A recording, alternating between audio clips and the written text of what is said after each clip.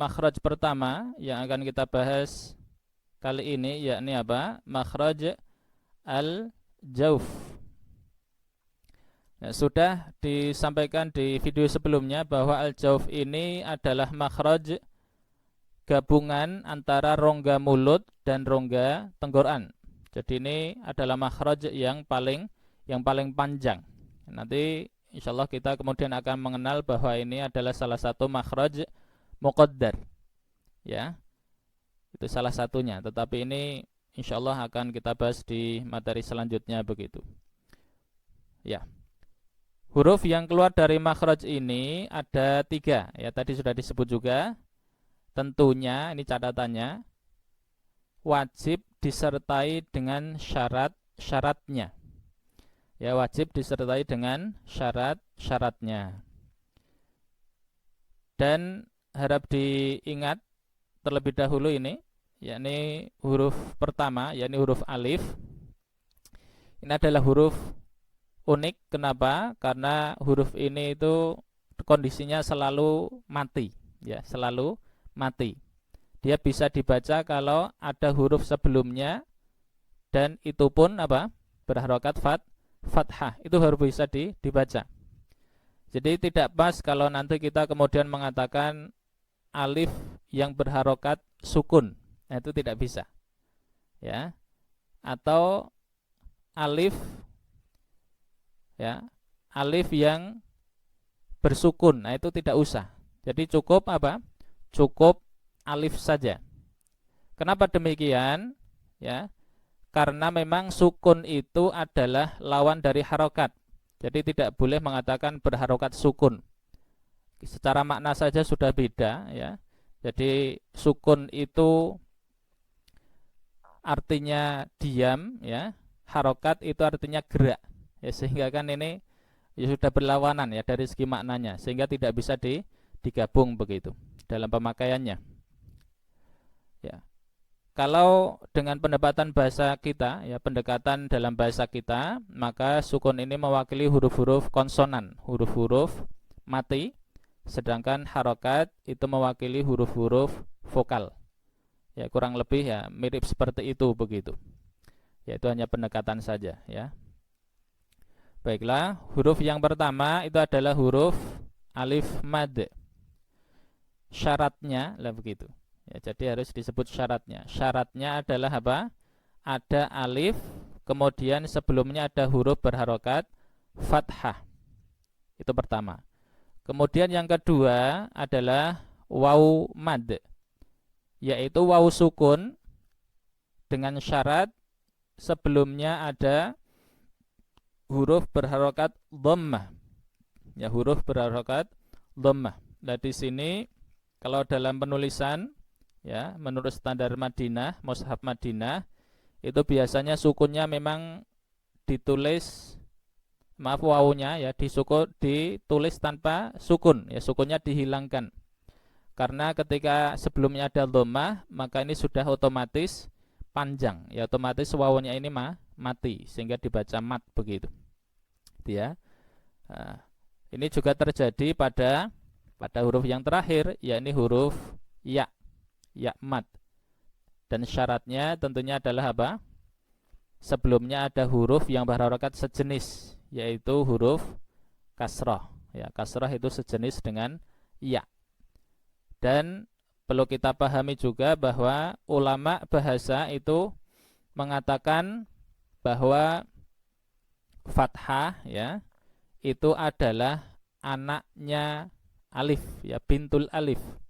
Sedangkan dhammah ini adalah bintul wawi, anak perempuannya wawu begitu, dianggap anak perempuan, ya, bintun. Kemudian kasrah ini adalah bintul ya'i.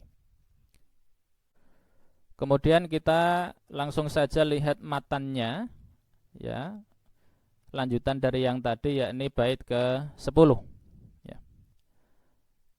Lil jawfi alifun wa ukhtaha wahi hurufu maddin lil hawa'i tantahi. Al-jawf, makhraj al-jawf itu mempunyai, yaitu makna dari ini, ya, alifun wa ukhtaha, mempunyai huruf alif dan dua saudarinya. Ini adalah wawu sukun sebelumnya dhammah, ya sukun sebelumnya kasrah. Ya, kalau alif tadi sebelumnya adalah fathah. Itu ya. Jadi maksudnya ukhtaha itu maksudnya adalah wawu sukun, maksudnya wawu mad dan ya mad begitu.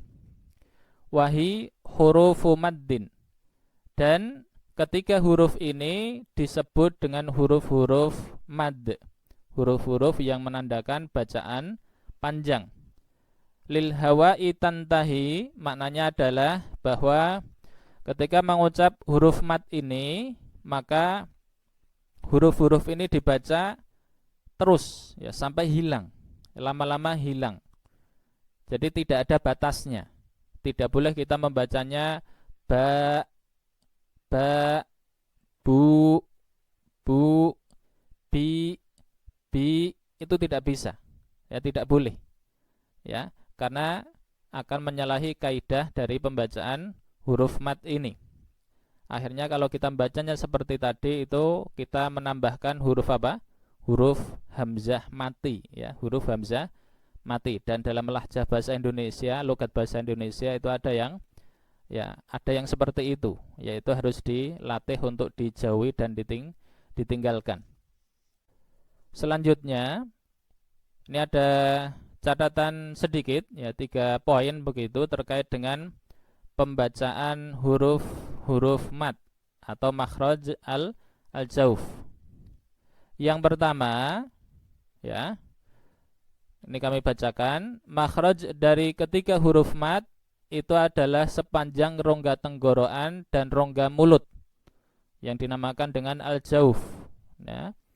Sebab apa? Sebab lemahnya tekanan suara ketika keluar. Inilah yang menyebabkan al-jauf ini termasuk makhraj muqaddar ya, makhraj muqaddar. Kita lihat gambarnya. Jadi al-jauf ini adalah sepanjang ini. Yang ungu ini adalah wilayahnya tenggorokan ya, rongga tenggorokan. Yang hijau ini adalah wilayahnya apa? Wilayahnya rongga mulut. Ya, itu. Jadi ini rongga tenggorokan, ini rongga mulut. Ini gabungan dari keduanya adalah al-jauf. Jadi panjang sekali. Ya, paling panjang. Itu ya. Kemudian catatan yang kedua adalah terkait dengan kondisi lidah ketika mengucap huruf-huruf mad. Yang pertama, alif mad itu kita ketika membaca alif mad hendaklah lidah dalam kondisi rileks. Ya, kondisi biasa saja. Ya, tidak perlu dibuat-buat begitu. Jadi biasa. Makanya ini paling mudah pengucapannya. Kita lihat gambarnya ini. Jadi lidah itu dalam kondisi biasa, rileks begitu. Jadi tidak perlu ini digembungkan, kemudian ada cekungan, tidak perlu. Itu ya, itu alif mad. Kemudian yang kedua adalah wawu mad. Nah, kondisi ya, ini kedua bibir itu dihimpun majukan. Ya, mencucu kalau orang Jawa. Manyun juga boleh ya. Monyong itu juga sama, tetapi kurang enak didengar ya. Itu kemudian disertai dengan apa? Dengan naiknya pangkal lidah. Ya, dengan naiknya pangkal lidah supaya apa? Supaya bunyi u-nya itu bisa maksimal. Lah kalau nanti pangkal lidahnya tidak naik, maka yang terjadi adalah huruf u yang tidak sempurna, yang akhirnya berakibat melenceng sedikit menjadi mirip dengan huruf o ya. Jadi o lah begitu, kurang lebih. Nah, maka kita lihat gambarnya seperti ini untuk lebih jelasnya. Nah, ini. Di pangkal lidahnya itu gembung ya, menaik seperti ini. Itu cuman bisa jadi ada yang bertanya, lantas bedanya apa dengan huruf-huruf, pengucapan huruf-huruf tebal begitu. Kita ketahui dan insya Allah besok begitu akan kita bahas lebih detail. Kita ketahui bahwa huruf-huruf tebal ya, huruf-huruf yang dibaca tebal atau tafkhim itu cara bacanya adalah juga dengan menaikkan pangkal lidah. Jadi pangkal lidahnya juga harus dinaikkan supaya apa? Supaya nanti unsur gemanya ada. Lah bedanya apa dengan wawu ini? Bedanya dengan pengucapan wawu mat ini itu adalah kalau naiknya pangkal lidah pada pengucapan wawu ini maaf kita ulang ya. Apa? Ini hanya gembung seperti ini dan di tengahnya itu tidak ada cekungan. Sehingga di sini tidak membesar begitu, hanya begini saja. Sedangkan huruf-huruf tebal itu bacanya pangkal lidah menaik, kemudian di sini ada cekungan yang itu mengakibatkan nanti akan menimbulkan gema ya. Itu kurang lebih ya. Kemudian yang terakhir ya mat. Kondisinya bagaimana lidah itu? Ya khususnya tengah lidah itu kondisinya menaik ya, menaik. Kita lihat langsung. Ini seperti ini. Jadi ini tengah lidahnya naik. I, bi, i, lah begitu.